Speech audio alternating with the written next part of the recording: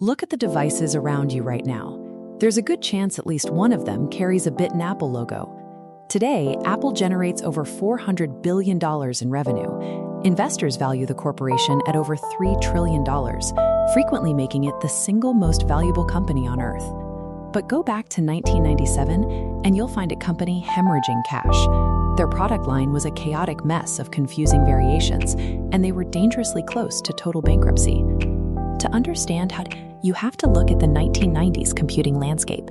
Competitors like Microsoft and Intel dominated the market through open standards.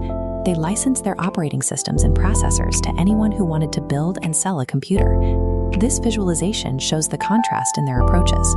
While the rest of the industry embraced a sprawling, fragmented hardware network, Apple maintained a strictly closed loop. They insisted on controlling both the hardware and the software, refusing to license their operating system to outside manufacturers. And this line chart reveals the immediate financial toll of that stubbornness. Because Apple had to build everything themselves, their computers were significantly more expensive. As consumers prioritized cheaper PCs, Apple's market share collapsed from around 20% down to less than 3% by the end of the decade. Here is the strange part of Apple's history. The exact strategy that brought them to the brink of total failure in the desktop market would eventually become the precise engine of their historic $3 trillion resurrection. In 1997, Steve Jobs returned to the company he had been forced out of a decade earlier. He stepped in as interim CEO and immediately fired a massive portion of the workforce, aggressively cutting dozens of underperforming product lines. By throwing out the clutter, Jobs forced extreme constraint. The result was the 1998 iMac. Instead of a beige box meant for a corporate desk, it was housed in translucent, colorful plastic. It functioned as a friendly, accessible consumer appliance. While the iMac stopped the bleeding, the company's real test arrived in 2001. The music industry was in a crisis, losing immense revenue as digital piracy ran rampant across early file-sharing networks like Napster. Other tech companies tried to build portable MP3 players, but the results were clunky and frustrating to use. Apple responded with the original iPod. It had an elegant hardware design and intuitive controls that made scrolling through a massive library of songs genuinely effortless. But the hardware was only half the equation. This cyclical flowchart demonstrates the real power of the iPod.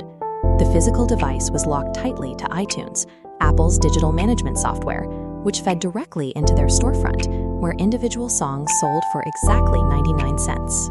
It was a completely frictionless, legal way to buy music.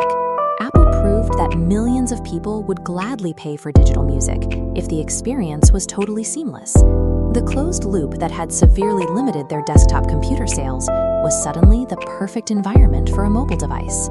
By 2007, the mobile phone market was highly fragmented. The dominant business phones featured tiny physical keyboards, while other devices required careful tapping with plastic styluses.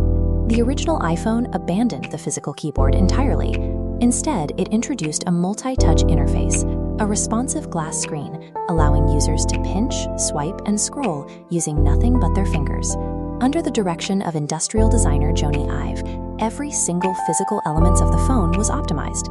By maintaining obsessive control over both the sleek hardware and the clean iOS software, Apple removed the friction from mobile computing. 3 years later, they applied that exact same hardware-software marriage to invent a new device entirely. The iPad took the phone's operating system and expanded it into a larger, immersive, tablet-optimized experience. Designing these intricate devices was one challenge. Building hundreds of millions of them was another. Through meticulous supply chain management and deep partnerships with overseas manufacturers, Apple achieved a level of industrial efficiency that allowed them to produce complex electronics at massive global scale. Because they offer a highly controlled premium experience, Apple charges premium prices. They maintain profit margins that easily outpace their rivals, simply by producing fewer, highly refined products. Today, we call this strategy the walled garden. This hub-and-spoke visualization maps it out. If you own an iPhone, it links seamlessly to your AirPods, your Apple Watch, and your Mac. Moving outside that ecosystem introduces friction, locking consumers into the entire product family. That ecosystem generates exceptional customer loyalty.